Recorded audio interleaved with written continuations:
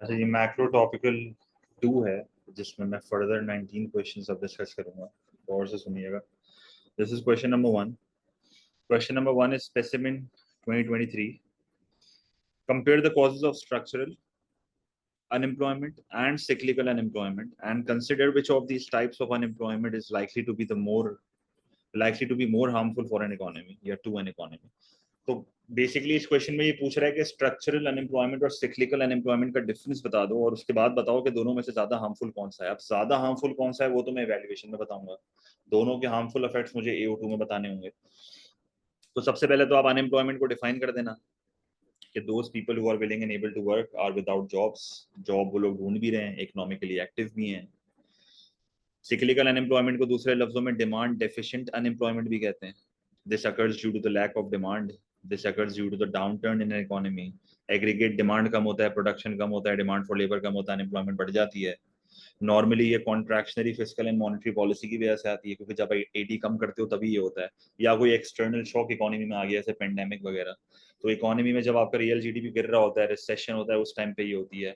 या इस ग्राफ से ही बना के दिखा सकते हो कि आप सिंपली जो है वो उसको बेसिकली क्या करोगे, प्राइस लेवल आपकी कम होगी, रियल जीडीपी जो है वो आपका क्या होगा, गिर जाएगा। सही है, क्योंकि एडी आपका कम हो रहा है, प्राइस का यहाँ पर कोई कनेक्शन नहीं है, बस रियल जीडीपी जो है वो आपका कम हो रहा है। ठीक है, दोनों डायग्राम्स ही बनेंगी, सिर्फ ये एक डायग्राम बनेगी। ठीक है, तो आप रियल जीडीपी कम करके दिखाओगे, अनएम्प्लॉयमेंट बढ़ जाएगी। और जो स्ट्रक्चरल अनएम्प्लॉयमेंट होती है ना, उसमें आप उसको बताओगे कि स्ट्रक्चरल अनएम्प्लॉयमेंट का मसला ये है कि इसमें बहुत सारी आती है। एक रीजनल अनएम्प्लॉयमेंट है जो ज्योग्राफिकल इमोबिलिटी की वजह से आती है, when workers can not move from one place to another, तो एक जगह पर अनएम्प्लॉयमेंट बहुत बढ़ जाती है। या टेक्नोलॉजिकल अनएम्प्लॉयमेंट होती है, जब मशीन्स वर्कर को रिप्लेस कर लेती हैं। या जब आप ऑक्यूपेशनल इमोबिलिटी की वजह से अनएम्प्लॉयड हो जाते हो, आपके पास स्किल्स नहीं होती तो आप दूसरी नौकरी नहीं ढूंढ पाते हैं। तो ये बहुत सारी हैं, कोई भी दो बता देना इसमें से। ठीक है। सिक्लिकल अनएम्प्लॉयमेंट का सबसे बड़ा मसला क्या होता है कि cyclical unemployment is wide spread, क्योंकि एग्रीगेट डिमांड कम हो रही है। जब एक इकोनॉमी की टोटल डिमांड कम होती है तो जाहिर सी बात है पूरी इकोनॉमी पे इम्पैक्ट आ रहा है। आपकी पूरी इकोनॉमी की इनकम्स कम हो रही हैं, आपकी पूरी इकोनॉमी के लोगों के स्टैंडर्ड ऑफ लिविंग कम हो रहे हैं, तो अनएम्प्लॉयमेंट बेनिफिट्स गवर्नमेंट को यहाँ पर बहुत ज्यादा देने पड़ते हैं। टैक्स रेवेन्यूज यहाँ पर बहुत ज्यादा कम हो जाते हैं, पूरी इकोनॉमी पे इम्पैक्ट आ रहा है, तो आपके बजट डेफिसिट्स हो जाते हैं, where government spending exceeds the tax revenue. फिर गवर्नमेंट को बोरो करना पड़ता है, गवर्नमेंट के डेट्स बढ़ जाते हैं, अपॉर्चुनिटी कॉस्ट है, ये पैसा कहीं और भी लगाया जा सकता था। तो ओवरऑल इकोनॉमी को नुकसान पहुंच रहा है। पर जब हम स्ट्रक्चरल अनएम्प्लॉयमेंट की बात करते हैं ना, तो स्ट्रक्चरल अनएम्प्लॉयमेंट में ज्यादा इंडिविजुअल्स को बेनिफिट होता है जो स्ट्रक्चरली अनएम्प्लॉयड होता है, क्योंकि पूरी इकोनॉमी को तो इम्पैक्ट नहीं कर रहा है ना ये। आपकी स्किल्स नहीं है तो आपको जॉब नहीं मिल रही। अब ज्यादा टाइम तक जब आपको जॉब नहीं मिलेगी तो मजीद आपकी स्किल्स लूज होना शुरू हो जाएंगी। प्रोलॉन्ग्ड जॉब सर्चेस होती हैं, जाहिर सी बात है नौकरी नहीं मिल रही। एम्प्लॉयमेंट अपॉर्चुनिटीज लोगों के लिए कम होती है, जाहिर सी बात है जब तक आप वर्कर्स को रिट्रेन नहीं करोगे, उनको नए काम नहीं सिखाओगे, वो जब तक नहीं जा सकते। डीमोटिवेशन क्रिएट होती है, स्ट्रेस लोगों में बढ़ता है, अर्ली रिटायरमेंट हो सकती है, सोशल अनरेस्ट क्रिएट होगा, क्राइम रेट बढ़ सकता है। तो ये वाइड स्प्रेड तो खैर नहीं है, पर इसके अफेक्ट जो है ना वो ज्यादा लॉन्ग टर्म होते हैं। तो एंड में ना आप दोनों में से हार्मफुल कौन सी है, तो आप ये तो नहीं बोलोगे कि ये ज्यादा हार्मफुल है ये ज्यादा हार्मफुल है। एंड में आप उसको यही बोलोगे दोनों हार्मफुल है। आप बोलो सिक्लिकल अनएम्प्लॉयमेंट भी हार्मफुल है, स्ट्रक्चरल अनएम्प्लॉयमेंट भी हार्मफुल है। अब सिक्लिकल अनएम्प्लॉयमेंट कैसे हार्मफुल होती है, आप बोलो शॉर्ट टर्म में हार्मफुल होती है, क्योंकि सिक्लिकल अनएम्प्लॉयमेंट का सीन ये होता है कि इकोनॉमी में एग्रीगेट डिमांड गिर गई है। तो सिक्लिकल अनएम्प्लॉयमेंट से निकलने के लिए आप simply expansionary fiscal and monetary policy लगाओगे, एग्रीगेट डिमांड आपका बढ़ जाएगा और ये अनएम्प्लॉयमेंट खत्म हो जाएगी, क्योंकि प्रोडक्शन बढ़ेगा, डिमांड फॉर लेबर बढ़ेगा, अनएम्प्लॉयमेंट कम होगी। पर structural unemployment on the other hand बहुत ज्यादा लॉन्ग टर्म होती है, क्योंकि जाहिर सी बात है एक वर्कर की स्किल्स नहीं है तो उसकी नौकरी चले गई। ज्योग्राफिकल इमोबिलिटी है तो भाई स्किल बंदे की बढ़ाने के लिए उसको ट्रेन करना पड़ेगा, लॉन्ग टर्म पॉलिसी है। ज्योग्राफिकल इमोबिलिटी को ठीक करने के लिए इंफ्रास्ट्रक्चर इंप्रूव करना पड़ेगा, लॉन्ग टर्म पॉलिसी है। टेक्नोलॉजिकल अनएम्प्लॉयमेंट है, वर्कर्स को टेक्नोलॉजी से अवेयर करना, उनकी स्किल्स बढ़ाना या ऑल्टरनेटिव एम्प्लॉयमेंट अपॉर्चुनिटीज क्रिएट करना। तो ये सारी सप्लाई साइड पॉलिसी है। तो स्ट्रक्चरल अनएम्प्लॉयमेंट के जो हार्मफुल इफेक्ट्स हैं वो लॉन्गर टर्म तक रहते हैं। सही है। तो अभी कहते हैं कि structural unemployment is harmful in the long run while cyclical unemployment is harmful in the short term. तो शॉर्ट रन लॉन्ग रन वाली कहानी यहाँ पर आपको बतानी होगी। ठीक है, तो इसका फुली कंस्ट्रक्टेड आंसर यहाँ पर हमारे पास है, तो इसको लाजमी तौर पे जो है ना वो पढ़ना। इवैल्यूएशन अगर मैं आपको दिखाऊं, डायग्राम एक ही बनानी है, ये वाली वो वाली नहीं बनानी है। ठीक है, रिसेशन वाली नहीं बनानी। So in order to conclude, both cyclical and structural are harmful, but they affect the economy differently. In the short term, cyclical employment is more damaging, और फिर लॉन्ग रन में स्ट्रक्चरल मोर डैमेजिंग. ठीक है. अच्छा, structural long run में क्यों damaging है? क्योंकि इसका सोल्यूशन लॉन्ग टर्म है. जैसे physical and monetary policies are short term policies. AD आप बड़ा आराम से बढ़ा सकते हो, कोई मसला नहीं है, पर सप्लाई साइड पॉलिसी बहुत वक्त लेती है. क्वेश्चन नंबर 2, ये भी अनएम्प्लॉयमेंट से कनेक्टेड है. Question number 2 is also specimen 23. सही है बेटे, ग्रुप पे आ रहे हैं सुनहरा, क्या हो गया? टॉपिकल तो सारे ग्रुप पे ही भेज रहा हूँ, ईयरली पोर्टल पे होते हैं. पार्ट बी के क्वेश्चन 2 कह रहा है assess whether expansionary monetary policy is likely to be successful in reducing all types of unemployment. कह रहा है कि क्या एक्सपेंशनरी मॉनेटरी पॉलिसी हर तरह के अनएम्प्लॉयमेंट को रिड्यूस कर देता है? तो जब भी पेपर में एक पॉलिसी होगी तो दूसरी आप खुद उठाओगे. अगर अगर क्वेश्चन में एक डिमांड साइड पॉलिसी दी हुई है तो दूसरी सप्लाई साइड लेके आओ. तो I will compare this policy with supply side. तो पहले तो आप उसको बताओ कि मॉनेटरी पॉलिसी क्या होती है. अच्छा, अगर इसके पार्ट ए में अनएम्प्लॉयमेंट है तो फिर पार्ट बी में अनएम्प्लॉयमेंट डिफाइन नहीं होगा. पर अगर पार्ट ए में अनएम्प्लॉयमेंट नहीं है तो पार्ट बी में फिर अनएम्प्लॉयमेंट डिफाइन करना होगा. तो मॉनेटरी पॉलिसी के टूल समझाओ. Money supply, interest rate, exchange rate and regulations. these policies are designed these policies are designed to manage aggregate demand. ठीक है. एक्सपेंशनरी मॉनेटरी पॉलिसी आप बताओगे, क्योंकि जाहिर सी बात है आपको अनएम्प्लॉयमेंट से निकलना है, तो आप एडी को बढ़ाओगे. तो मनी सप्लाई बढ़ाओगे, इंटरेस्ट रेट कम करोगे तो लोग सेव कम करेंगे, स्पेंड ज्यादा करेंगे, कंजम्पशन बढ़ेगी, एडी बढ़ेगा. लोग बोरो ज्यादा करेंगे क्योंकि कॉस्ट ऑफ बोरोइंग कम हो रही है, तो कंजम्पशन बढ़ेगी, इन्वेस्टमेंट बढ़ेगी, एडी बढ़ेगा. फिर आप बोलोगे इंटरेस्ट रेट और एक्सचेंज रेट का पॉजिटिव रिलेशनशिप है, तो इसको प्रूव करके दिखाओ. ये नहीं लिख देना पॉजिटिव रिलेशनशिप है, बस बोलो इंटरेस्ट रेट कम होता है तो एक्सचेंज रेट कम होता है, एक्सपोर्ट की प्राइसेस कम होंगी, इंपोर्ट की प्राइसेस बढ़ेंगी, तो एक्सपोर्ट रेवेन्यू बढ़ेगा, इंपोर्ट एक्सपेंडिचर गिरेगा, बैलेंस ऑफ ट्रेड सरप्लस होगा. This will also increase aggregate. ठीक है. Regulation is not important mention करना, पर एज ए टूल बता दिया करो, मसला नहीं है. फिर एडी बढ़ा के दिखाओ, प्रोडक्शन बढ़ेगा, डिमांड फॉर लेबर बढ़ेगा, अनएम्प्लॉयमेंट कम होगी. बट क्योंकि सवाल अनएम्प्लॉयमेंट का है तो मुझे अब स्पेसिफाई करना है कि कौन सी अनएम्प्लॉयमेंट कम हो रही है. एडी के गिरने से सिक्लिकल अनएम्प्लॉयमेंट आती है, तो एडी के बढ़ने से जो अनएम्प्लॉयमेंट कम होगी वो कौन सी होगी? सिक्लिकल अनएम्प्लॉयमेंट कम होगी. तो जब आप एग्रीगेट डिमांड को बढ़ा रहे हो तो सिक्लिकल अनएम्प्लॉयमेंट कम हो रही है. हर पॉलिसी की बुराई होती है, तो इसकी भी पॉलिसी बताओ. एग्रीगेट डिमांड के बढ़ने से इकोनॉमी में डिमांड पुल इन्फ्लेशन आ सकता है. ये अनएम्प्लॉयमेंट नॉर्मली रिसेशन के टाइम पे एग्जिस्ट करती है, तो अगर आप एक्सपेंशनरी मॉनेटरी पॉलिसी लगा भी दोगे तो people are low on confidence, तो हो सकता है वो स्पेंडिंग ना बढ़ाएं. और इंटरेस्ट रेट का असल इम्पैक्ट आने में बहुत ज्यादा टाइम लग जाता है, तो टाइम लैग होता है. मिसाल के तौर पे 18 मंथ्स का नॉर्मली टाइम लैग होता है. ठीक है. फिर आप उसको ये बोलो कि भाई सिक्लिकल अनएम्प्लॉयमेंट को कम करने के लिए मॉनेटरी पॉलिसी है खाली, बाकी दूसरी तरह की अनएम्प्लॉयमेंट के लिए सप्लाई साइड पॉलिसी है. सप्लाई साइड पॉलिसी आपकी इकोनॉमी के प्रोडक्टिव पोटेंशियल को बढ़ाता है. जैसे अगर आप ट्रेनिंग वर्कर्स को दोगे तो वर्कर की स्किल्स बढ़ेंगी, उनकी ऑक्यूपेशनल मोबिलिटी बढ़ेगी, तो this will lead to a fall in the structural unemployment. फिर आप बोलो कि अगर आप लोगों को एजुकेशन दे रहे हो, लोगों को अवेयरनेस ऑफ जॉब्स बता रहे हो, तो इससे फ्रिक्शनल अनएम्प्लॉयमेंट कम होगी. क्योंकि फ्रिक्शनल अनएम्प्लॉयमेंट क्या होती है? When you are in between jobs, एक नौकरी छोड़ के दूसरी ढूंढ रहे हो, तो मैं आपकी जॉब सर्च आसान कर सकता हूं अगर मैं आपको एज अ गवर्नमेंट जो है वो जॉब अवेलेबिलिटी के बारे में बता दूं. तो इससे फ्रिक्शनल भी कम हो रही है, स्ट्रक्चरल भी कम हो रही है. बट वही बात है, सप्लाई साइड पॉलिसी के कॉमन डिसएडवांटेजेस वही हैं: opportunity cost, time lag. And में आपको बताना है कि कौन सी पॉलिसी बेहतर है, कौन सी नहीं है. तो इन दी एंड आप बोलो सवाल की स्टेटमेंट क्या थी? सवाल की स्टेटमेंट ये थी कि क्या monetary policy all types of unemployment को कम कर देती है? तो आप डिसएग्री करो, बोलो no, it depends on the type of unemployment. देखो, मॉनेटरी पॉलिसी खाली सिक्लिकल का मसला हल करेगी, बाकी जितनी भी तरह की अनएम्प्लॉयमेंट है ना वो सप्लाई साइड ही करता है. Cost and ease of implementing the policy. जाहिर है पॉलिसी लगाने की औकात आपकी है भी या नहीं है, तो you should go for parallel policies. Monetary और सप्लाई साइड पॉलिसी को साथ चलाओ और मल्टीपल अनएम्प्लॉयमेंट्स को एक साथ टारगेट करो. ठीक है. तो यहाँ पर एलआरएएस का ग्राफ ऑप्शनल है, बनाना है तो बना लो, नहीं बनाना तो ना बनाओ, कोई मसला नहीं है. पर वही बात है, यूज करोगे तो फायदा होगा.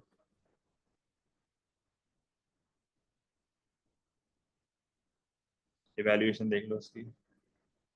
Expansionary monetary alone is not fully effective in reducing all types of unemployment. सही है. तो सिर्फ सिक्लिकल के लिए काम करती है, बाकी तरह की अनएम्प्लॉयमेंट के लिए कौन सी है? स्ट्रक्चरल और सप्लाई साइड.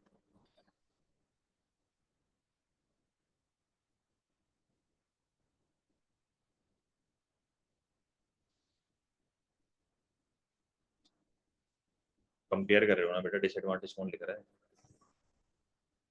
सही है. क्वेश्चन नंबर 3, डिमांड इलास्टिक, ये मेंशन कर दो, अच्छी बात है, मसला नहीं है. Question 3 is specimen 23 again. Explain what is meant by a deficit on the current account of an economy's balance of payment.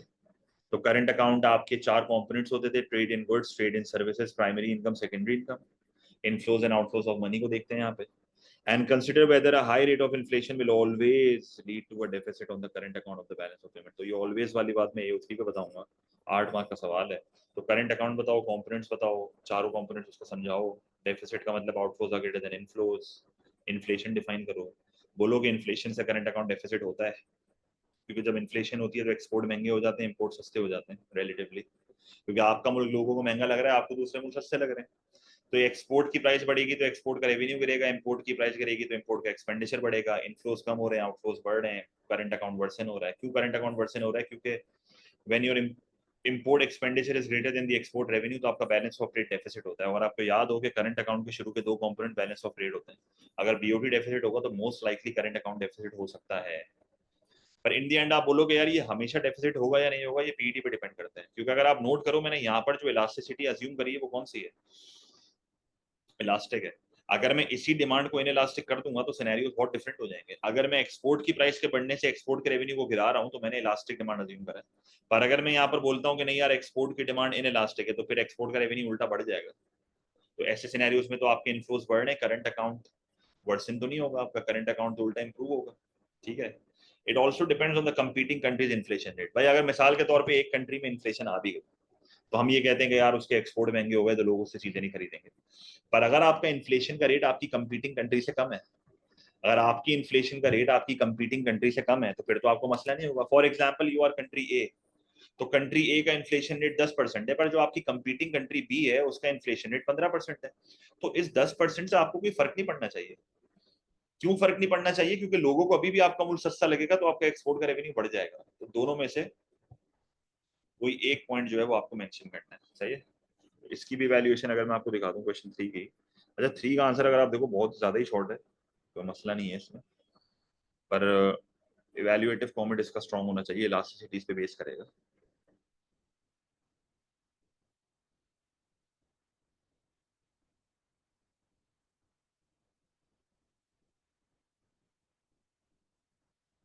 ठीक है.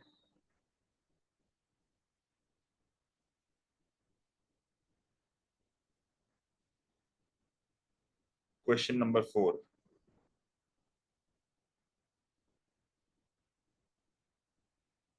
ये भी स्पेसिमेन 23 है. Assess whether a high rate of inflation or a deficit on the current account is a more serious problem for an economy. कह रहा है high rate of inflation ज्यादा बड़ा मसला है या करंट अकाउंट डेफिसिट ज्यादा बड़ा मसला है. तो इन्फ्लेशन के तो इफेक्ट्स आपको इंटरनल एक्सटर्नल सारे आते हैं. आप मेन्यू कॉस्ट लिख दो, शू लेदर कॉस्ट लिख दो, ट्रेड डेफिसिट लिख दो, कोई भी दो बता दो डिटेल में. तो ये कोई भी दो डिटेल में बता दो. फिर उसके बाद जो है वो करंट अकाउंट डेफिसिट के मसले बताओ. करंट अकाउंट डेफिसिट के क्या मसले हैं? फॉलिंग एग्रीगेट डिमांड, क्योंकि imports are greater than exports, outflows are greater than inflows. मसला है ना यार, आपके मुल्क में ईडी गिर रहा है, आपके मुल्क में इनकम्स गिर रही है, तो ज़ाहिर है अनएम्प्लॉयमेंट तो बढ़ेगी. दूसरा आप ये भी कह सकते हो कि you are paying more than you are receiving, तो इससे आपकी करेंसी की वैल्यू भी गिर सकती है. और करेंसी की वैल्यू के गिरने से फिर कॉस्ट पुश इन्फ्लेशन का खतरा बढ़ जाता है. क्योंकि जाहिर सी बात है आपकी करेंसी की वैल्यू अगर गिर गई तो आपको इंपोर्टेड रॉ मटेरियल्स बहुत महंगे पड़ेंगे. तो ये भी एक मसला है. ओवरऑल आप बोलोगे भाई दोनों में से ज्यादा सीरियस प्रॉब्लम कौन सी है? Depends on the openness of the economy. देखो if you are completely dependent on trade तो फिर करंट अकाउंट डेफिसिट आपको बहुत ज्यादा नुकसान पहुंचाएगा. पर अगर आप ट्रेड पे डिपेंडेंट नहीं हो तो इन्फ्लेशन ज्यादा नुकसान पहुंचाएगा. और एक और बहुत अच्छा पॉइंट आप ये ले सकते हो कि इन्फ्लेशन और करंट अकाउंट डेफिसिट इंटरकनेक्टेड है. आप बोलो करंट अकाउंट डेफिसिट का सबसे बड़ा कॉज ही इन्फ्लेशन है, तो ओवरऑल अगर देखा जाए तो inflation is a more serious problem, क्योंकि inflation leads to current account deficit. Current account deficit से इन्फ्लेशन नहीं होती, इन्फ्लेशन से करंट अकाउंट डेफिसिट होता है. ये भी एक अच्छा इवैल्यूएटिव फॉर्मेट है जो आप पेपर में लिख सकते हो. सही है.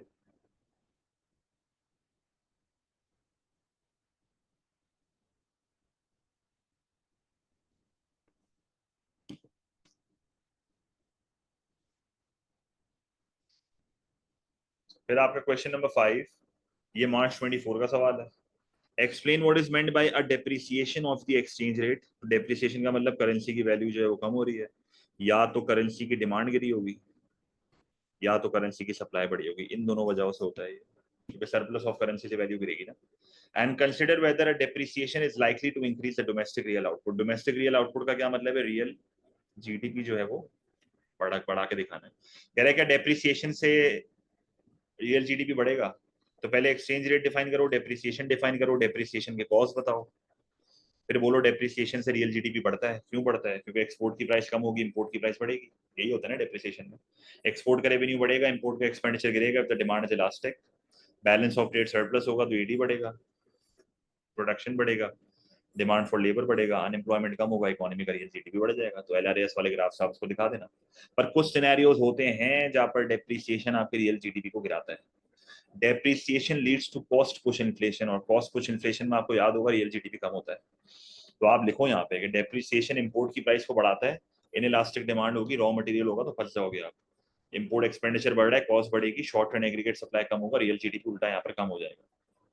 तो बोलो बढ़ाता भी है गिराता भी है, पर एंड में तुम्हें यही बोलना है कि ओवरऑल अगर रियल जीडीपी बढ़ रहा है या नहीं बढ़ रहा है या गिर रहा है, ये सब पीडी के ऊपर डिपेंड करता है। कहानी पूरी पीडी है यहाँ पे। अगर आपके एक्सपोर्ट और इंपोर्ट की डिमांड इलास्टिक है, जिस तरह मैंने केस में यहाँ पर बताया है, तो उस सिनेरियो में तो डेप्रिसिएशन का गिनना आपके लिए बहुत फायदेमंद है। पर फिर भी डिपेंड करता है कि रियल जीडीपी बढ़ेगा या नहीं बढ़ेगा। क्योंकि चलो अगर मान लिया मैंने बैलेंस ऑफ ट्रेड सरप्लस हो गया, मान लिया मैंने एग्रीगेट डिमांड बढ़ गया, तो ओवरऑल कहानी तो फिर डिफ्लेशनरी गैप पे आ जाएगी ना।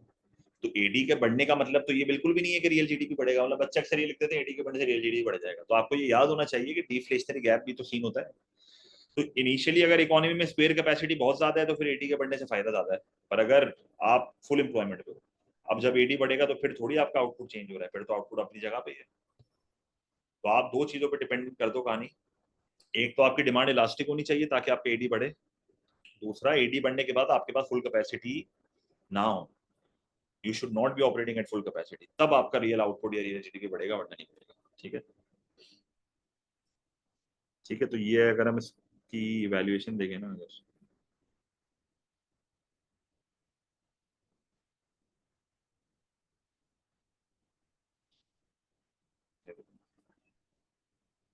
एक तो देखो क्या लिखा हुआ है, depends on the price elasticity of demand for exports and imports. अब मैंने यहाँ पर मार्शल लैंड कंडीशन वाली कहानी भी डाल दी है, क्योंकि मार्शल लैंड ने ये कहा था ना, अगर आपको याद हो, एल्फ्रेड मार्शल ने ये कहा था कि भाई एक्स और एम की कंबाइंड इलास्टिसिटी जब मोर देन वन होगी, डिमांड इलास्टिक होगी, तभी फायदा होगा ना, वरना नहीं होगा।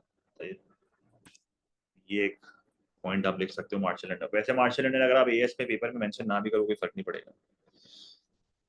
अब ये करंट अकाउंट का अगेन एक क्वेश्चन है, मार्च 24, question number 6। Assess whether contractionary fiscal policy is likely to be the best way to reduce the current account deficit of the balance of payment। तो इसके साथ मुझे कौन सी पॉलिसी लेनी चाहिए? मेरे पास तीन ऑप्शंस हैं। या तो मैं प्रोटेक्शनिस्ट पॉलिसीज के साथ जाऊंगा, जिसको एक्सपेंडिचर स्विचिंग कहते हैं, टैरिफ वगैरह, या तो मैं सप्लाई साइड पॉलिसीज के साथ जाऊंगा, या तो मैं इसी की एक ऑपोजिट पॉलिसी है जिसको हम मॉनेटरी कहते हैं, तो मॉनेटरी की हम यूज कर सकते हैं। पर अक्कल ये कहती है कि अगर एक डिमांड साइड पॉलिसी यूज करीबी तो दूसरी सप्लाई साइड कर लो, आंसर बहुत आसान हो जाएगा। यहाँ पर आपको प्रोटेक्शनिस्ट पॉलिसी भी यूज नहीं करनी चाहिए, हमेशा सप्लाई साइड पे जाया करो ऑल्टरनेटिव पॉलिसी पर। तो करंट अकाउंट डेफिसिट बता दो है कि outflows are greater than inflows. अब सारे डेफिसिट का मतलब है तुम्हारा मुल्क इंपोर्ट बहुत कर रहा है। जैसे अगर एक बंदा यहाँ खड़ा हुआ है, उसके पास इंपोर्ट का भी ऑप्शन है, डोमेस्टिक कंजम्पशन का भी ऑप्शन है, तो contractionary fiscal policy is an expenditure reducing policy. सही है, फिर ये चीज।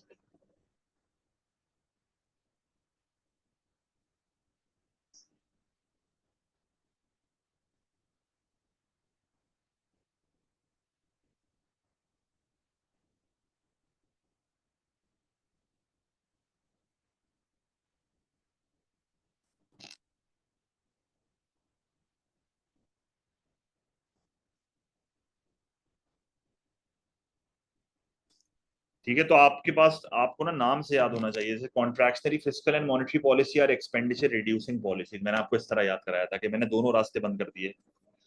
फिर एक होता था एक्सपेंडिचर स्विचिंग पॉलिसी, जिसमें आप टैरिफ वगैरह का यूज करते हो। प्रोटेक्शनिस्ट पॉलिसीज, एक रास्ता बंद होता है वहां पे, तो लोगों को स्विच करके डोमेस्टिक पर डाल देते हैं। और सबसे अच्छी पॉलिसी होती है सप्लाई साइड, जिसमें आप इकोनॉमी के इनफ्लोज बढ़ाते हो rather than reducing the outflows. तो कॉन्ट्रैक्शनरी फिस्कल पॉलिसी में आप बेसिकली क्या करोगे कि आप टैक्सेशन को बढ़ाओगे और गवर्नमेंट स्पेंडिंग को कम करोगे, और किसी तरीके से आपको ना इंपोर्टेड एक्सपेंडिचर्स गिराने हैं। तो कनेक्शन बनाने पड़ेंगे आपको। जैसे गवर्नमेंट स्पेंडिंग गिरेगा तो ईडी गिरेगा, लोगों की इनकम गिरेगी तो कंजम्पशन गिरेगी, तो इंपोर्टेड कंजम्पशन गिर जाएगी। इनकम टैक्स बढ़ेगा तो कंजम्पशन गिरेगी, तो इंपोर्टेड कंजम्पशन गिर जाएगी। कॉर्पोरेशन टैक्स बढ़ेगा तो इन्वेस्टमेंट कम होगी, इनकम्स कम होंगी, कंजम्पशन कम हो जाएगी। तो इस तरीके से कनेक्शंस क्रिएट करने हैं आपको। एडी गिरेगा, प्रोडक्शन गिरेगा, डिमांड फॉर लेबर बढ़ेगा गिरेगा, अनएम्प्लॉयमेंट बढ़ेगा, तो ये एक नुकसान है। डेफिसिट तो कम हो जाएगा पर उल्टा अनएम्प्लॉयमेंट आपकी इकोनॉमी में आ जाएगी। पर आप ये भी कह सकते हो कि महंगाई भी कंट्रोल होगी क्योंकि एडी कम हो रहा है। वैसे भी जनरल बहुत डिसएडवांटेजेस हैं जो आपको कॉन्ट्रैक्शनल फिस्कल पॉलिसी के सिखाए मैंने, तो कोई भी एक लिख देना। जैसे आप टैक्स बढ़ाओगे तो worker will demand high wages, tax बढ़ाओगे तो लोग अपनी स्पेंडिंग अभी भी कंटिन्यू रखेंगे, गवर्नमेंट स्पेंडिंग कम होगी तो अनकम्पेटिटिव हो जाओगे, टैक्सेस बढ़ेंगे तो टैक्स इवेजन के चांसेस हैं। ऑल्टरनेटिव पॉलिसी हमारी कौन सी हो सकती है? Supply side policy. Supply side policy में आपका मकसद होता है टू इंक्रीज द इनफ्लोस, अपने प्रोडक्ट को इंटरनेशनली कंपेटिटिव करना है, डेफिसिट को रिड्यूस करना है, ठीक है, जिससे आपकी इकोनॉमी का पोटेंशियल बढ़ जाएगा। तो क्या टूल इस्तेमाल कर सकते हैं? कोई भी एक टूल समझा दो, जैसे एजुकेशन एंड ट्रेनिंग समझा दो, वर्कर की स्किल्स बढ़ेंगी, प्रोडक्टिविटी बढ़ेगी, कॉस्ट गिरेगी, एक्सपोर्ट प्राइसेस कम होंगी, एक्सपोर्ट रेवेन्यू बढ़ेगा, इनफ्लोस बढ़ेंगे, करंट अकाउंट डेफिसिट कम हो जाएगा। ट्रेड यूनियन पावर कम करोगे, उससे वेजेस कम होंगी, इससे भी कॉस्ट कम होगी, एक्सपोर्ट रेवेन्यू बढ़ जाएगा क्योंकि एक्सपोर्ट सस्ते हो जाएंगे। डीरेगुलेशन से भी कॉम्पिटिशन बढ़ेगा, प्राइसेस कम होंगी, again educated workforce, again simple. अच्छा, एक और अच्छा पॉइंट यहाँ पर ये लिखा हुआ है कि करंट अकाउंट के अंदर सेकेंडरी इनकम भी होता है, अगर आपको याद हो। तो अगर मेरी वर्कफोर्स एजुकेटेड होगी और वो दूसरे मुल्कों में जाके काम करेगी और वहां से अपनी फैमिली को पैसे भेजेगी, तो रेमिटेंस आपके सेकेंडरी इनकम का पार्ट है, तो वो भी तो आपकी इकोनॉमी का इनफ्लो है। पर ये बहुत टेक्निकल पॉइंट है, ये ना भी लिखो तो मसला नहीं है, पर ये भी लिख सकता है बच्चा। जनरल डिसएडवांटेजेस सप्लाई साइड के उसको बता दो। एंड में कौन सी पॉलिसी बेहतर है, ये जवाब देना बहुत मुश्किल है, ये बहुत चीजों पर डिपेंडेंट है। पहली चीज, ये डिपेंड करता है आपकी इकोनॉमी के डिफ्लेशनरी गैप पे। अगर आपकी इकोनॉमी में आपको महंगाई भी कंट्रोल करनी है ना, मतलब आपका डेफिसिट भी और महंगाई भी है, तो फिर तो एक्सपेंडिचर रिड्यूसिंग पॉलिसी आपके लिए बेस्ट है। कॉन्ट्रैक्शनरी फिस्कल आप लगा दो, क्योंकि एडी भी कम होगा तो महंगाई कंट्रोल होगी और डेफिसिट भी कम हो जाएगा, तो डिफ्लेशनरी गैप। दूसरा आप ये लिख सकते हो कि भाई डेफिसिट है कितना बड़ा, परसिस्टेंट है, साइज इसका बड़ा तो नहीं है बहुत। अगर डेफिसिट बहुत ज्यादा बड़ा है, बहुत ज्यादा है, परसिस्टेंट है, बहुत लंबे टाइम तक है, तो फिर तो सप्लाई साइड पे जाओ, परमानेंट सोल्यूशन निकालो उसका। But if it is a short term deficit और नॉर्मली ये होता नहीं है, तो फिर फिस्कल पॉलिसी से मसला हल कर दो। फिर आप ये भी बोलो कॉज ऑफ डेफिसिट क्या है। भाई अगर आपके मुल्क में डेफिसिट इसलिए आया है क्योंकि आपकी एक्सपोर्ट की क्वालिटी खराब है, तो आपकी एक्सपोर्ट की क्वालिटी खराब है, तो उसमें आप कॉन्ट्रैक्शनरी फिस्कल पॉलिसी लगा के क्या कर लोगे? आपका डेफिसिट इसलिए है क्योंकि आपकी एक्सपोर्ट कम है, आपकी एक्सपोर्ट की क्वालिटी खराब है, तो आप फिर असल इशू को टारगेट करो ना। आप सप्लाई साइड पॉलिसी के थ्रू अपने वर्कर्स को प्रोडक्टिव करो, इनोवेशन एनकरेज करो, आप अपनी एक्सपोर्ट की क्वालिटी बढ़ाओ, तो फिर तो आपको सप्लाई साइड पॉलिसी यूज करनी पड़ेगी। तो कॉज ऑफ द डेफिसिट पे भी डिपेंड करता है। और एंड में जो हर सवाल में पॉइंट आ सकता है, which is the cost and ease of implementing the policy, governments के ऊपर भी डिपेंड करता है कि क्या उनके बस में है सप्लाई साइड पॉलिसी लगाना। ये बहुत बड़ा क्वेश्चन मार्क होता है गवर्नमेंट्स के ऊपर कि क्या वो लगा सकते हैं या नहीं लगा सकते। This is also a question mark जो कि आपको पता होना चाहिए।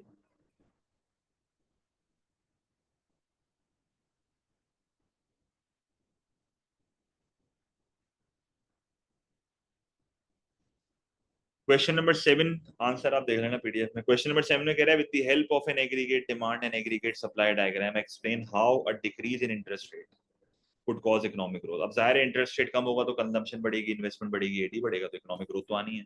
And consider whether economic growth will always result in inflation. क्या इकोनॉमिक ग्रोथ से हमेशा इन्फ्लेशन होगी? तो इकोनॉमिक ग्रोथ डिफाइन करो, an increase in the real GDP. Potential actual बता दो, एक्चुअल ग्रोथ का मतलब एडी बढ़ रहा है, पोटेंशियल ग्रोथ का मतलब एलआरएस बढ़ रहा है। इन्फ्लेशन डिफाइन करो, इंटरेस्ट रेट डिफाइन करो, कॉस्ट ऑफ बोरोइंग है, रिटर्न ऑन सेविंग है, क्योंकि इंटरेस्ट रेट के ऊपर क्वेश्चन फोकस कर रहा है। या जनरली बता दो कि decreasing the interest rate is expansionary monetary policy, ऐसे भी लिख सकते हो।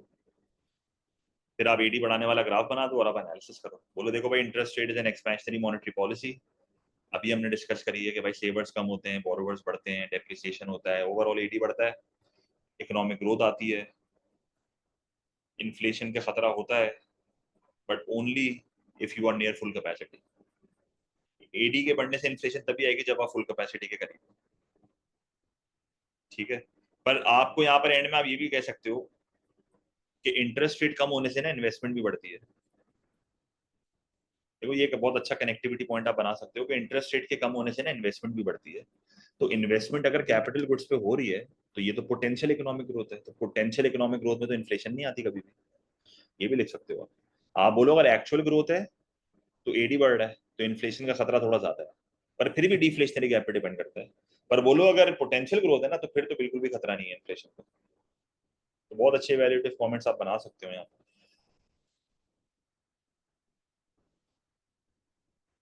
Question 8 is a very repeated question, मार्च 24 का अगेन सवाल है, assess whether economic growth is always desirable for an economy. तो क्या इकोनॉमिक ग्रोथ हमेशा डिजायरेबल है, क्या इकोनॉमिक ग्रोथ हमेशा फायदेमंद है? तो अगेन वही बात है, इंट्रोडक्शन सारा सेम ही होगा। इकोनॉमिक ग्रोथ के फायदे बताओ, नुकसान बताओ। जैसे इनकम्स बढ़ती हैं तो अफोर्डेबिलिटी बढ़ती है, एडी बढ़ता है तो अनएम्प्लॉयमेंट कम होता है, गवर्नमेंट के टैक्स रेवेन्यूज बढ़ते हैं because people earn more, people spend more, business earn more profits, income tax revenue भी बढ़ रहा है, इनडायरेक्ट टैक्स रेवेन्यू भी बढ़ रहा है, कॉर्पोरेशन टैक्स रेवेन्यू भी बढ़ रहा है, आउटपुट बढ़ता है तो एक्सपोर्ट बढ़ सकते हैं, रियल जीडीपी बढ़ता है तो इकोनॉमी में कॉन्फिडेंस बिल्ड होगा। डिसएडवांटेजेस क्या होंगे? Demand pull inflation, if people are working more than it is not healthy. Capital intensive अगर ग्रोथ है तो फिर कोई फायदा नहीं है क्योंकि टेक्नोलॉजिकल अनएम्प्लॉयमेंट आ रही है। इंपोर्टेड कंजम्पशन के बढ़ने से करंट अकाउंट पोजीशन वर्सन हो सकती है because people are earning more. Rapid economic growth है तो रिसोर्सेज आपके डिप्लीट हो रहे हैं, पोल्यूशन बढ़ता है, अनइवन डिस्ट्रीब्यूशन है, बहुत पॉइंट्स हैं। ओवरऑल आप बोलो डिजायरेबल है या नहीं, बहुत चीजों पर डिपेंड करता है। मैं 100 बार ये वैल्यूएशन आप समझा चुका हूँ कि easy way out to deflationary gap है। पर आप ये भी बोल सकते हो कि भाई बेनिफिट इक्वली शेयर हो रहे हैं या नहीं हो रहे, एक्सटेंट ऑफ कैपिटल इंटेंसिव कितना है, क्या ये ग्रोथ सस्टेनेबल है, टाइप ऑफ ग्रोथ की एक्चुअल है या पोटेंशियल है, प्रोलॉन्ग ग्रोथ सबसे अच्छा होता है। फिर आप बोलो कि भाई डेवलपमेंट चाहिए कि नहीं चाहिए, अगर सिर्फ ग्रोथ चाहिए तो रियल जीडीपी का बढ़ना चलो फाइन, सही है।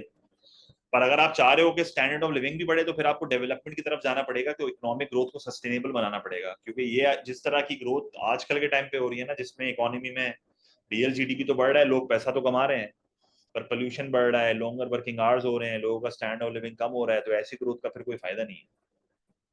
टेक्नोलॉजिकल अनएम्प्लॉयमेंट हो रही है, जैसे आजकल दुनिया तो बहुत आगे जा रही है पर लोगों की नौकरियां जा रही हैं, तो ऐसी ग्रोथ का क्या फायदा?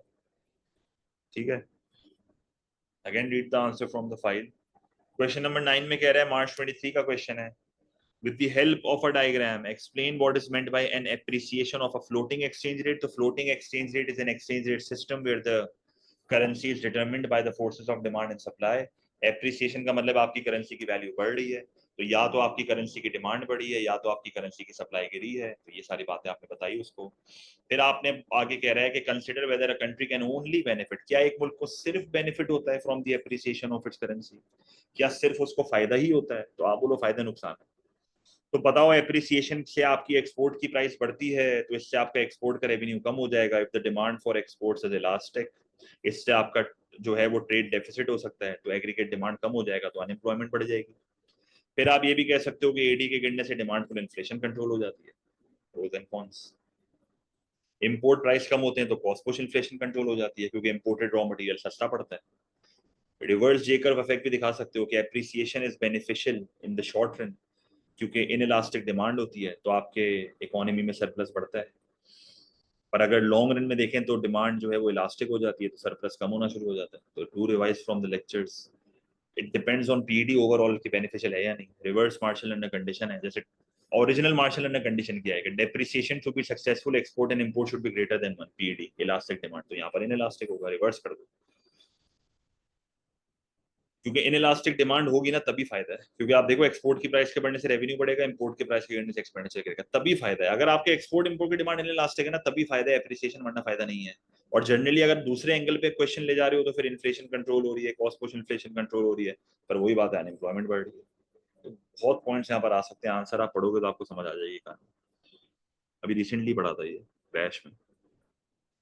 Question 10 says October November 23, paper 2 variant 2, explain the difference between the terms of trade and the balance of trade. Terms of trade is the ratio of export and import prices. Balance of trade is the difference between export revenue and import expenditure. And consider whether an economy should be more concerned. ज़्यादा concerned किधर होना चाहिए, terms of trade या balance of trade? Where you should be more concerned, balance of trade or terms of trade? तो terms of trade और balance of trade को define करो। अब एग्जाम्पल क्रिएट करो, जैसे बोलो कि एक कंट्री का टर्म्स ऑफ ट्रेड फॉल हो रहा है तो इसका मतलब एक्सपोर्ट की प्राइस कम हो रही है, इंपोर्ट की प्राइस बढ़ रही है।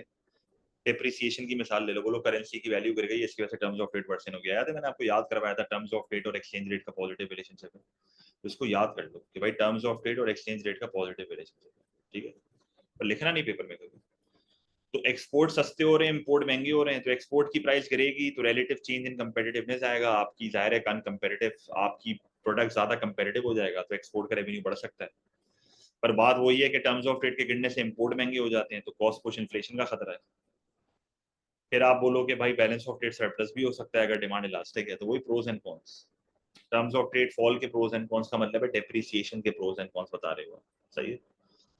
या टर्म्स ऑफ ट्रेड राइस के अगर आप प्रोज एंड कॉन्स बता रहे हो तो वो एप्रिसिएशन के pros and cons. Balance of trade का एग्जांपल दे दो, जैसे बोलो बैलेंस ऑफ ट्रेड सरप्लस है, इसके प्रोज एंड कॉन्स बता दो। जैसे भाई बैलेंस ऑफ ट्रेड अगर सरप्लस है तो इसका मतलब आपकी एक्सपोर्ट ज्यादा है, इंपोर्ट कम है, तो जाहिर है आपकी इकोनॉमी में अनएम्प्लॉयमेंट कम होगी, आपकी इकोनॉमी में ग्रोथ आएगी, पर वही बात है एडी के बढ़ने से डिमांड पर इन्फ्लेशन आ सकती है। प्रोस कॉन्स बताए, कौन सा ज्यादा इंपॉर्टेंट है, ये मैंने आपको क्लास में बताया था, जाकर हो तो बताओगे। टर्म्स ऑफ ट्रेड ज्यादा इंपॉर्टेंट है या बैलेंस ऑफ ट्रेड ज्यादा इंपॉर्टेंट है, which is the more important thing here, balance of trade और terms of trade? No, it doesn't depend. It is quite straightforward कि terms of trade is more important, क्योंकि export की price और import की price की वजह से ही balance of trade पे अफेक्ट आता है। तो terms of trade is more important than balance of trade. The government should be more concerned about the terms of trade. An economy should be more concerned about the terms of trade than the balance of trade, as the impact on export revenue and import expenditure will be due to changes in price. That is terms of trade. तो TOT ही BOT को affect करता है, सही है, याद रखना ये बात। फिर एक क्वेश्चन नंबर 11 है, this is May June 2023 paper 2 variant 2। Now this is a question of comparative and absolute advantage. Normally ये बच्चे पेपर में इग्नोर करते हैं, पर ये सवाल बहुत आसान है। Two countries each produce two goods and wish to trade with each other, ये बायलैटरल ट्रेड है। Explain the difference between the principles of absolute and comparative advantage. तो कंपैरेटिव एडवांटेज का मतलब है जब आप एक चीज दूसरे मुल्क के मुकाबले में सस्ते में बनाते हो। एब्सोल्यूट एडवांटेज का मतलब है कि आप एक मुल्क से ज्यादा बना रहे हो। तो मैंने किस तरह याद कराया था, absolute advantage is in terms of quantity when you produce more than the other country with the same given level of inputs, और कंपैरेटिव एडवांटेज का मतलब है कि when you produce more efficiently than the other country, सस्ते में बनाते हो आप दूसरी कंट्री से।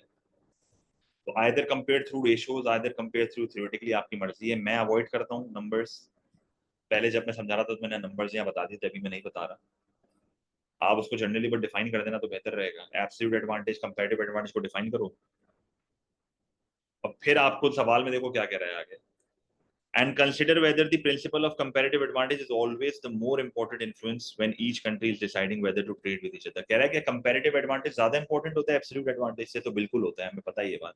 देखो एक मुल्क दूसरे मुल्क से ज्यादा बना रहा है ये मैटर नहीं करता, एक मुल्क कैसा बना रहा है ये मैटर करता है ना। तो एब्सोल्यूट एडवांटेज की कोई इतनी कोई खास इंपॉर्टेंट नहीं है, कंपैरेटिव एडवांटेज की बहुत इंपॉर्टेंस है, क्योंकि आप स्पेशलाइज ही on the basis of comparative advantage करते हो। आपको जिस चीज में कंपैरेटिव एडवांटेज होता है ना, आप उसमें स्पेशलाइज करते हो। तो आप बोलो भाई कंपैरेटिव एडवांटेज स्पेशलाइजेशन एनकरेज करता है, more efficient allocation of resources encourage करता है, वर्ल्ड आउटपुट बढ़ता है, countries focus on those things जिसमें वो अच्छे हैं। इससे आपकी इकोनॉमी में जॉब्स क्रिएट हो रही है, आउटपुट बढ़ रहा है, एम्प्लॉयमेंट बढ़ रही है, अफोर्डेबिलिटी बढ़ रही है, कंट्री की रेपुटेशन बन रही है, रियल जीडीपी बढ़ रहा है। और नुकसान भी है, you may exhaust your finite natural resources due to over specialisation. Resource आया होंगे, जिस तरह सऊदीया ने अपना तेल के ऊपर बहुत ज्यादा ओवर स्पेशलाइज है। एक और रट्टा मैंने आपको लगाया था कि दो कंट्रीज आपस में ट्रेड तभी करेंगी जब उनके अपॉर्चुनिटी कॉस्ट रेशियोज डिफरेंट होंगे। तो मैंने आपको याद है ना बताया था कि जब दो कंट्रीज के पीपीसी पैरेलल होते हैं, जैसे दो कंट्रीज के जब पीपीसी पैरेलल होते हैं तो अपॉर्चुनिटी कॉस्ट रेशियो सेम आते हैं। तो जब अपॉर्चुनिटी कॉस्ट रेशियो सेम होते हैं तो यू डोंट ट्रेड, डिफरेंट होना जरूरी है। पर इसकी एक और कंडीशन भी थी कि अगर दो मुल्कों के रेशियोज डिफरेंट भी हैं, अगर जैसे मिसाल के तौर पे लेट्स से कंट्री ए जो है वो 100 गुड बाय बनाती है और 200 गुड एक्स बनाती है, कंट्री बी जो है वो 200 गुड बाय बनाता है और 800 गुड एक्स बनाता है। अब एब्सोल्यूट एडवांटेज अगर आप देखो तो कंट्री बी को है, क्योंकि दोनों गुड्स कंट्री बी ज्यादा बना रही है। पर कंपैरेटिव एडवांटेज के लिए आपको रेशियोज निकालने पड़ते हैं। देखो नॉन पैरेलल पीपीसी है, ट्रेड होगी लाजमी क्योंकि रेशियोज डिफरेंट आएंगे। कंट्री ए का अगर आप निकालो तो y/2x आएगा 100y/200x, so 1y/2x, और कंट्री बी का होगा 200y/800x, दैट इज 1y/4x। जिसका लोअर अपॉर्चुनिटी कॉस्ट है वो उसमें स्पेशलाइज करेगा। तो गुड बाय में लोअर अपॉर्चुनिटी कॉस्ट किसका है, क्योंकि कंट्री ए जब एक गुड बाय बनाती है तो 2 गुड एक्स फॉरगो करती है, कंट्री बी जब एक गुड बाय बनाती है तो 4 गुड एक्स फॉरगो करती है। तो country A should go for good by, और हमेशा ट्रेड उसी रेशियो में होगी जो इन दोनों के बीच में लाई करेगा, बिटवीन दीस टू रेशियोज। मतलब one ratio I have is 1y is equals to 2x and the other ratio I have is 1y is equals to 4x.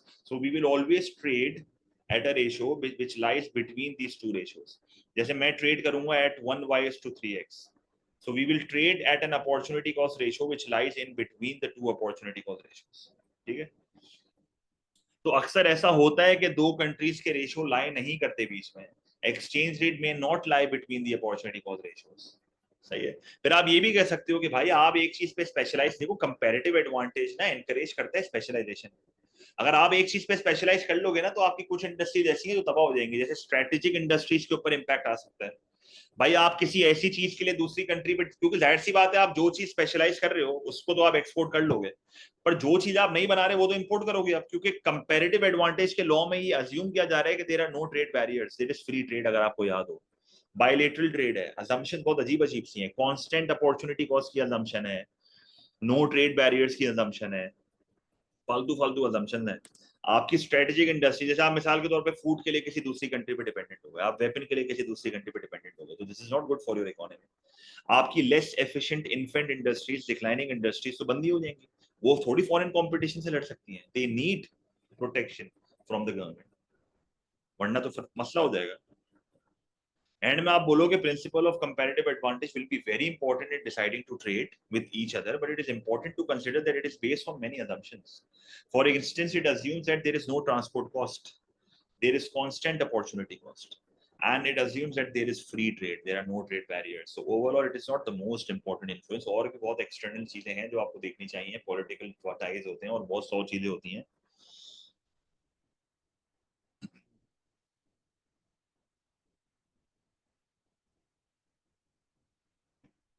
अच्छा देखो, फिर ये एक और सिमिलर क्वेश्चन है जो हमने करंट अकाउंट डेफिसिट का ऊपर किया था, this is June 23 paper 2 variant 2, assess whether protectionism is the best way to correct the deficit in the current account of the balance of payment.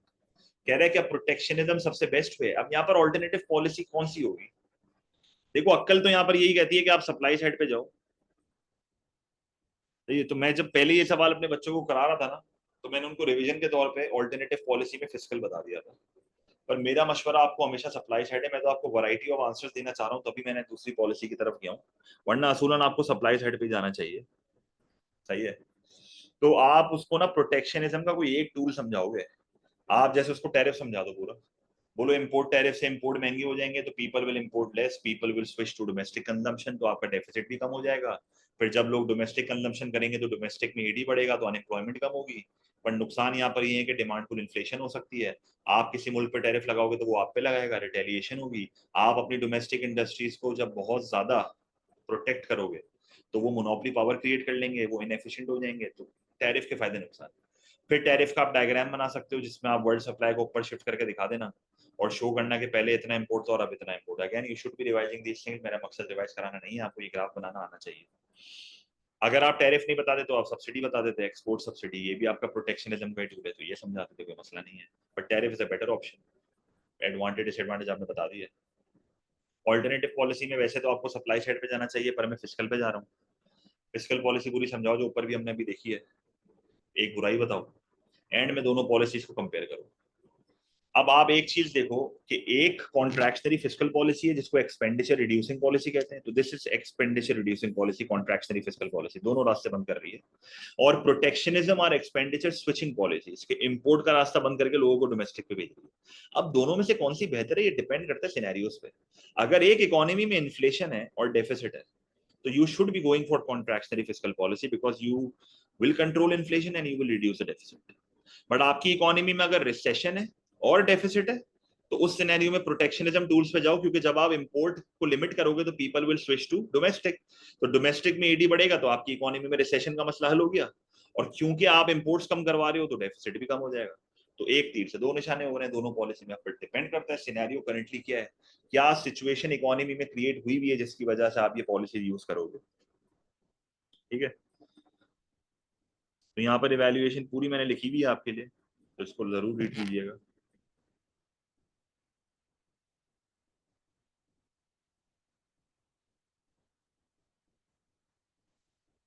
सही है।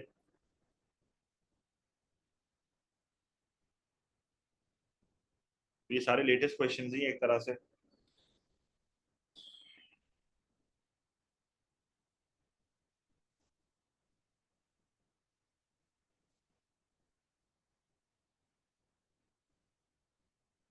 ठीक है, अब इसके आगे के क्वेश्चंस इन्फ्लेशन डिफ्लेशन के टोटल 19 ये क्वेश्चंस हैं, अभी के लिए मैं इतना ही रख रहा हूँ।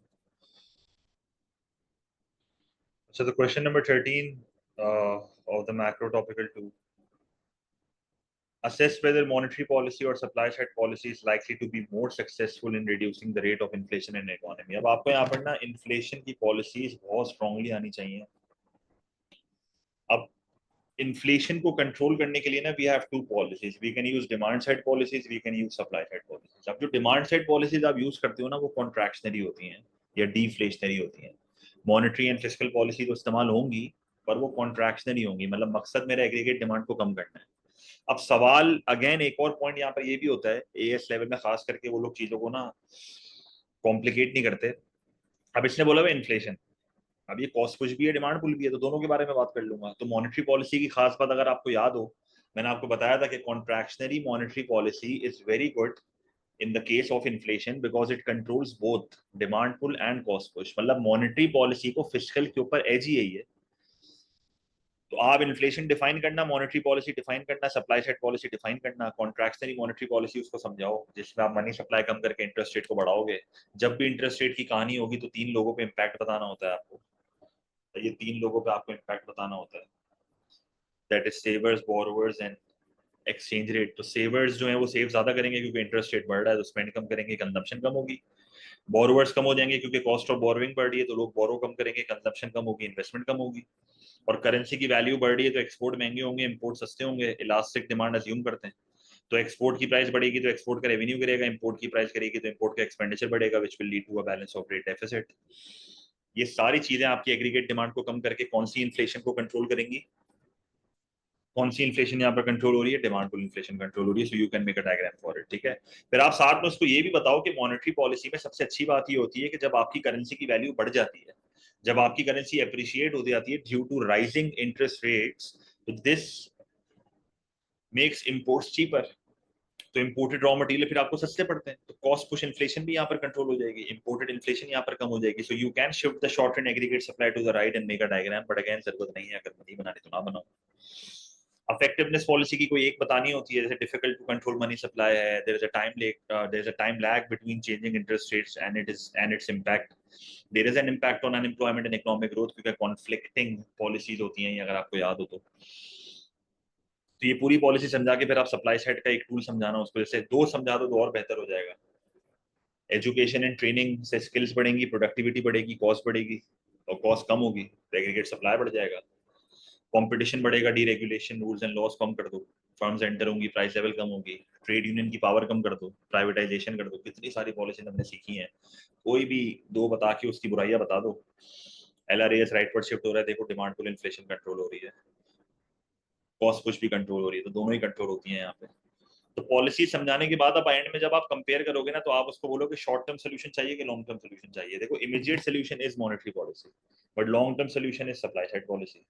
मॉनेटरी पॉलिसी कॉन्फ्लिक्टिंग पॉलिसीज होती हैं, आप ईडी कम करके महंगाई तो कंट्रोल कर लोगे पर अनएम्प्लॉयमेंट और इकोनॉमिक ग्रोथ का मसला शुरू हो जाएगा, क्योंकि जाहिर है जब ईडी कम होगा तो अनएम्प्लॉयमेंट बढ़ेगी, एडी कम होगा तो इकोनॉमी का आउटपुट गिरेगा, तो इससे आपकी इकोनॉमी में इकोनॉमिक ग्रोथ का ऑब्जेक्टिव आपका अचीव नहीं हो रहा है। सही है। फिर आप यहाँ पर ये भी कह सकते हो कि supply side policy is a more definite solution. अगर परमानेंट सोल्यूशन चाहिए तो सप्लाई साइड पॉलिसी है, मतलब इसकी इवैल्यूएशन अगर मैं आपके सामने पढ़वाऊं, in order to conclude the choice between monetary and supply side depends on the government's macroeconomic priorities, how quickly it wants to reduce the rate of inflation. Monetary can be relatively immediate but it conflicts, while supply side will give you non-inflationary growth, multiple objectives साथ achieve करेगी। क्योंकि अगर आप इस diagram को देखो तो आपके मुल्क में प्राइस स्टेबिलिटी का भी ऑब्जेक्टिव अचीव हो रहा है, इकोनॉमिक ग्रोथ का भी ऑब्जेक्टिव अचीव हो रहा है, फुल एम्प्लॉयमेंट का भी ऑब्जेक्टिव अचीव हो रहा है। अच्छा, अगर सवाल में वो मॉनेटरी की जगह पे फिस्कल लिख देता ना, सही है, सवाल में वो लिख देता मॉनेटरी की जगह पे फिस्कल, सही है, फिस्कल वर्सेस सप्लाई साइड, तो फिस्कल पॉलिसी पूरी समझाते, एक बुराई बताते और एंड में सेम सेम इवैल्यूएशन होती, same. If the question was fiscal instead of monetary, evaluation will stay the same, और अपनी आंसर की बॉडी में आप कॉन्ट्रैक्शनरी फिस्कल और उसकी बुराई बताओगे, सप्लाई साइड से लिख दोगे जो लिखी। पर what if the question was monetary versus fiscal? If the question was monetary versus fiscal तो दोनों पॉलिसीज आप समझा तो दोगे, इवैल्यूएशन में किसको सपोर्ट करोगे? फिस्कल वर्सेस मॉनेटरी का सवाल अगर होता तो इवैल्यूएशन में किसको सपोर्ट करते आप?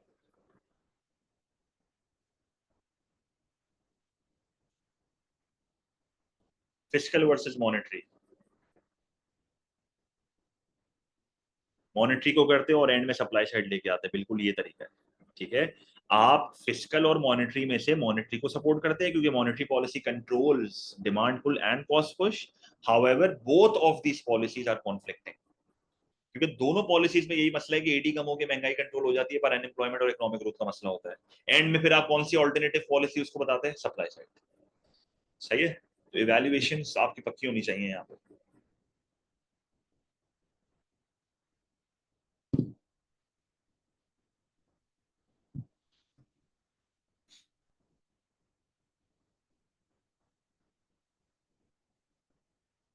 जब यहाँ पर assess whether a policy of increasing interest rates is the best way of controlling a rising rate of inflation in an economy। अक्कल क्या कहती है कि अगर एक पॉलिसी दी हुई है तो दूसरी खुद बतानी है, और दूसरी हमेशा कौन सी होगी? Supply side. मैंने इस सवाल में जान पूछकर फिस्कल पॉलिसी रखा हुआ है ताकि मैं आपको वैरायटी दे सकूं कि अगर पेपर में फिस्कल मॉनिटरी वो खुद से पूछ लेता है तो फिर आप आंसर कैसे लिखोगे। But if you have a choice, go for supply side always. Increasing interest rate का मतलब है contractionary monetary policy, inflation control करनी है। ऑल्टरनेटिव पॉलिसी सप्लाई साइड ही लेनी चाहिए। मैंने फिस्कल इसलिए रखी है ताकि मैं वैरायटी दे सकूं आपको आंसर्स की, इवैल्यूएटिव वैरायटीज दे सकूं। वरना अक्कल यही है कि आपके पास ऑप्शन है तो you go for supply side. Same format है, कॉन्ट्रैक्शनरी मॉनिटरी फिस्कल पूरी समझाओ, इवैल्यूएशन क्या होगी? इवैल्यूएशन डायरेक्ट रीड कर रहा हूं मैं आपके साथ। ठीक है, मॉनिटरी को एज है क्योंकि वो डिमांड पुल कॉस्ट कुछ दोनों कंट्रोल करती है, फिस्कल सिर्फ डिमांड पुल करती है। ठीक है,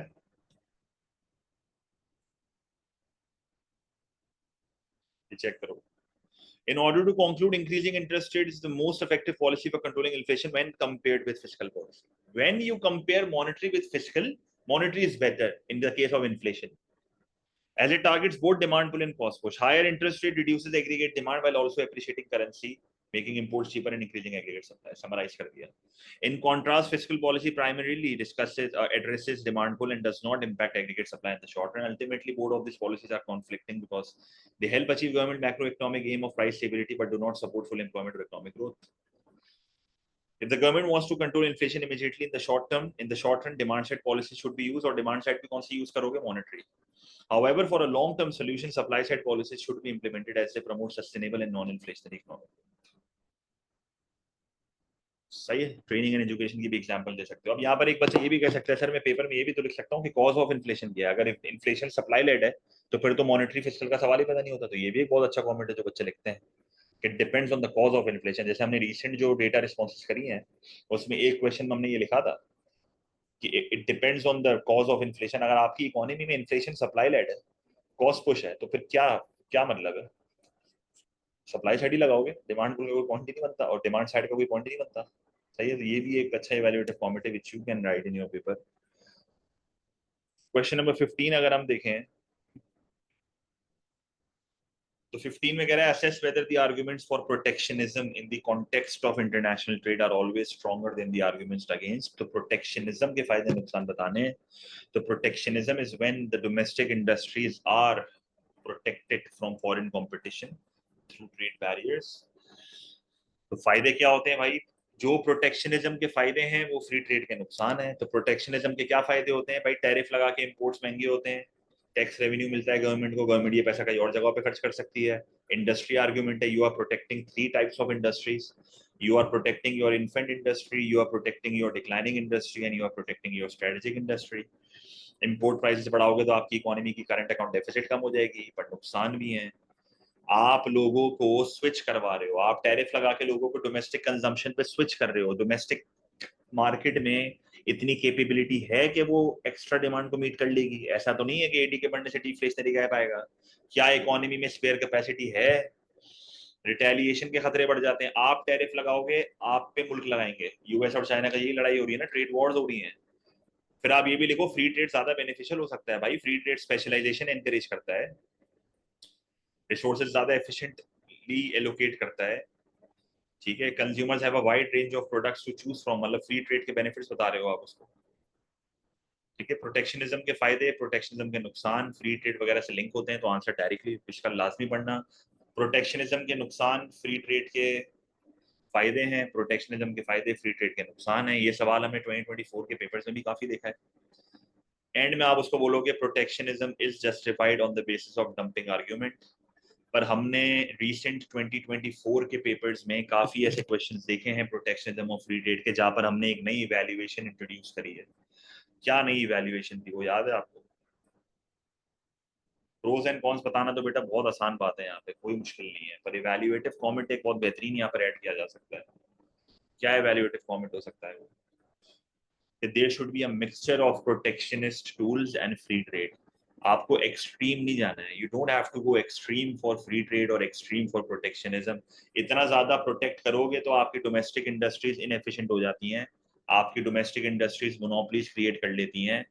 हाँ, आपको प्रोटेक्ट करना चाहिए क्योंकि डंपिंग का मसला है, डेवलप्ड कंट्रीज बिलो कॉस्ट आपके मुल्क में आके चीजें बेचेंगी। बिल्कुल लाइवा ने एक्सीलेंट पॉइंट एक दे दिया है कि भाई you should go for protectionism in the short term to develop your industries, then slowly you can move towards free trade in the longer term. क्योंकि अगर एक ब्रॉड कैटेगरी देखें तो reality is globalisation, so you have to go for free trade in the end. You can not completely protect your industries, वरना आप दुनिया से अलग होना शुरू हो जाओगे। सही है। नाजायज प्रोटेक्शन भी गलत है, क्योंकि पाकिस्तान की आप लोकल कार इंडस्ट्री देख लो क्या हुआ है, इतना आपने अनकन्वेंशनल वे में उनको सपोर्ट कर दिया है कि वो अब आपके सर पे चढ़ रहे हैं। ठीक है, तो लाजमी इसकी वैल्यूएशन पढ़िएगा। ये तो डंपिंग वाली है, पर हमने एडवांस वाली 2024 के पेपर्स में करी है, तो आपको मेरे जो मॉडल आंसर है उसमें मिल जाएगी वो। ठीक है। अच्छा, question number 16 is a deflation का क्वेश्चन, 8 मार्क का सवाल है। Explain what is meant by deflation and consider whether aggregate demand or aggregate supply is most likely to be the cause of deflation। कह रहे हैं एडी से deflation आती है या एएस से आती है, ज्यादा लाइकली कौन सी है? तो गवर्नमेंट की पॉलिसीज पे डिपेंड करता है ये तो। डिफ्लेशन डिफाइन करो, bad deflation, good deflation. Bad deflation बताओ क्या होती है? एग्रीगेट डिमांड के कम होने से आती है, contractionary fiscal and monetary policy की वजह से आती है, या किसी एक्सटर्नल शॉक की वजह से आती है लाइक पेंडेमिक। एग्रीगेट सप्लाई बढ़ता है थ्रू सप्लाई साइड पॉलिसीज। तो आपने उसको बैड डिफ्लेशन और गुड डिफ्लेशन दोनों समझा दी। बैड डिफ्लेशन में प्राइस लेवल कम होती है तो रियल जीडीपी भी कम होता है, और गुड डिफ्लेशन में प्राइस लेवल कम होती है तो रियल जीडीपी बढ़ता है। तो जनरली डिफ्लेशन का मतलब क्या होता है? Fall in the price level. अब वो गुड है या बैड है ये डिपेंड करता है रियल जीडीपी में क्या चेंज आ रहा है। तो AO1 में आपने जनरली उसको डिफाइन करी चीजें, AO2 में आपने थोड़ी लंबी करी ग्राफ्स के साथ, रीजंस बताए, कॉजेस बताए, प्रोज एंड कॉन्स भी डिस्कस कर सकते हो। और इवैल्यूएशन में आपने बोला कि देखो ज्यादा लाइकली कौन सी है, it depends on the government policies. अगर एक गवर्नमेंट ने कॉन्ट्रैक्शनरी फिस्कल मॉनेटरी लगाई हुई है तो जाहिर सी बात है बैड डिफ्लेशन होगी, और अगर गवर्नमेंट ने सप्लाई साइड लगाई हुई है तो जाहिर सी बात है गुड डिफ्लेशन होगी। It completely depends on the government की पॉलिसीज, तो इस पर कोई डिबेट नहीं है। क्वेश्चन नंबर 17 में कह रहा है assess whether deflation is more of a problem in an economy than inflation। कह रहा है कि डिफ्लेशन ज्यादा बड़ी प्रॉब्लम है या इन्फ्लेशन ज्यादा बड़ी प्रॉब्लम है। तो आप डिफ्लेशन की प्रॉब्लम तो उसको बताओ। अब जाहिर सी बात है bad deflation is a problem, right? Good deflation is not a problem, bad deflation is a problem. तो आप उसको जो है वो बैड डिफ्लेशन की प्रॉब्लम्स बताओगे कि भाई एडी कम होता है तो अनएम्प्लॉयमेंट बढ़ती है, फर्म्स के स्टॉक अनसोल्ड होते हैं तो लॉसेस होते हैं, जनरली इकोनॉमी में जो है वो गवर्नमेंट की स्पेंडिंग बढ़ानी पड़ती है ड्यू टू अनएम्प्लॉयमेंट बेनिफिट्स, लोग को का कॉन्फिडेंस बहुत कम होता है, एक्सपेक्टेशंस बिल्डअप होती हैं कि चीजें और सस्ती होंगी, तो इससे मजीद डाउनवर्ड स्पाइरल आता है, रिसेशन आता है। पर डिफ्लेशन कभी कभार बेनिफिशियल भी होती है इफ इट इज गुड। तो गुड डिफ्लेशन का एक बेनिफिट बता देना, फिर उसको इन्फ्लेशन के इफेक्ट्स बताना, मेन्यू कॉस्ट, शू लेदर कॉस्ट समझा दो, कोई भी दो इफेक्ट्स बता दो इन्फ्लेशन के नेगेटिव, और फिर एक बेनिफिट पॉइंट बता दो। तो दो नुकसान ऑफ डिफ्लेशन, वन फायदा ऑफ डिफ्लेशन, दो नुकसान ऑफ इन्फ्लेशन, वन फायदा ऑफ इन्फ्लेशन। और एंड में आपको बताना है कि ज्यादा बड़ी प्रॉब्लम कौन सी है, it depends on the deflationary gap. अगर एक इकोनॉमी में बहुत ज्यादा स्पेयर कैपेसिटी है तो उस टाइम पे deflation is a more of a problem, क्योंकि मजीद हालात खराब होंगे। पर अगर एक इकोनॉमी में डिफ्लेशनरी गैप बहुत कम है और आप अपने फुल एम्प्लॉयमेंट लेवल पे हो तो उस टाइम पे deflation is good, deflation is good, inflation is bad. सही है। आप यहाँ पर कॉज ऑफ इन्फ्लेशन और डिफ्लेशन पे भी बात कर सकते हो। देखो, अगर डिमांड पुल इन्फ्लेशन है और 203% की इन्फ्लेशन है तो बुराई नहीं है, पर अगर कॉस्ट पुश इन्फ्लेशन है तो बुराई है। डिफ्लेशन में आप बोलो बैड डिफ्लेशन है तो मसला है, गुड डिफ्लेशन है तो मसला नहीं है। परसेंटेज पे बात कर सकते हो आप, एंटिसिपेशन पे बात कर सकते हो कि भाई एंटिसिपेटेड है या अनएंटिसिपेटेड है। तो बहुत इवैल्यूएटिव कमेंट्स है, अगेन मॉडल आंसर में आप रीड कर सकते हो। ठीक है।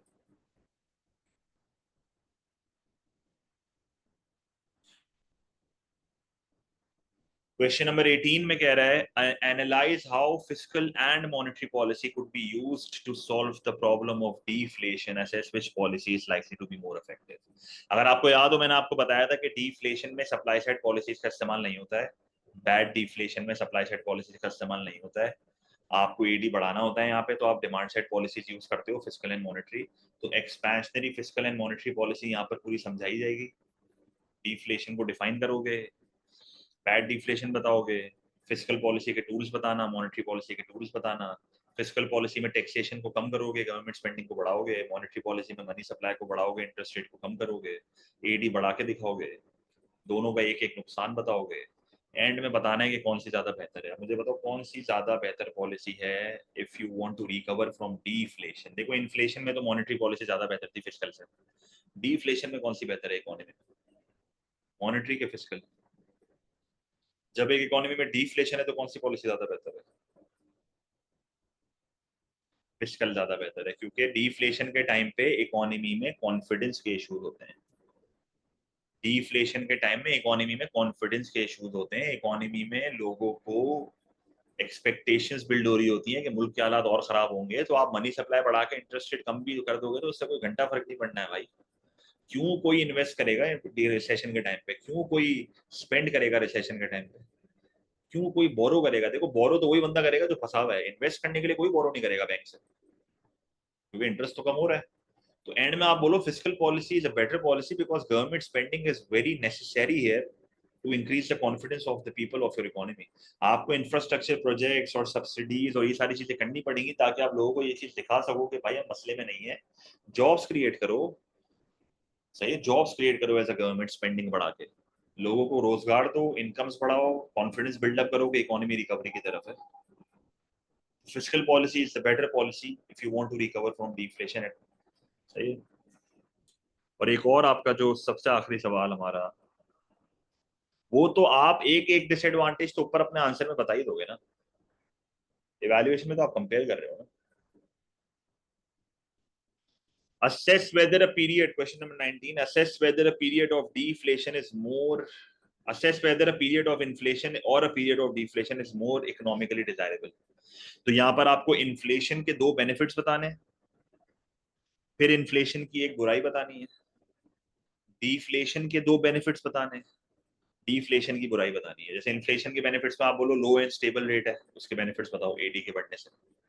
फिर आप बोलो कि भाई एसेट की प्राइसेस बढ़ रही हैं तो रियल एस्टेट इन्वेस्टर्स का बेनिफिट है। फिर आप बोलो कि यार अगर इनइलास्टिक डिमांड है तो एक्सपोर्ट बढ़ जाएंगे। डीफ्ले फिर एक बुराई बताओ, मेन्यू कॉस्ट बता दो, एक नुकसान बता दो कोई। डीफ्लेशन के बेनिफिट्स ये है कि भाई प्राइस लेवल अगर गुड डिफ्लेशन है तो बहुत अच्छी बात है। जनरली अगर बैड डिफ्लेशन भी है तो इकोनॉमी में अनएम्प्लॉयमेंट होगी तो वर्कर्स का सरप्लस होगा, तो वेजेस कम होंगी तो बिजनेस की कॉस्ट कम होंगी, उनके प्रॉफिट्स बढ़ेंगे तो फर्दर इन्वेस्टमेंट शायद और कर दें, सही है। और एक और बेनिफिट आप बता दो कि भाई आपकी इकोनॉमी में अगर डिफ्लेशन है तो आपका प्रोडक्ट इंटरनेशनली कंपेरेटिव हो जाएगा, तो आपके एक्सपोर्ट बढ़ने के चांसेस हैं। और जनरली बुराइयां डिफ्लेशन की आपको पता है बहुत सारी हैं, बैड डिफ्लेशन की। तो ओवरऑल अगेन कौन सा ज्यादा डिजायरेबल है, इन्फ्लेशन और डिफ्लेशनरी गैप पे डिपेंड करता है।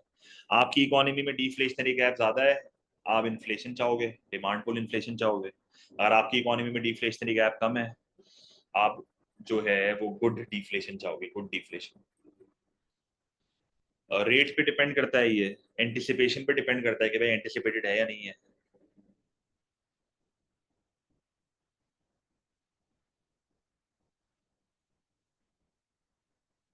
गुड डिफ्लेशन का मतलब है सप्लाई साइड पॉलिसीज बेटा, नॉन इन्फ्लेशनरी ग्रोथ, मुल्क ग्रो कर रहा है, without the rise in price मुल्क ग्रो कर रहा है। बैड डिफ्लेशन का मतलब है मुल्क में रिसेशन आ रहा है।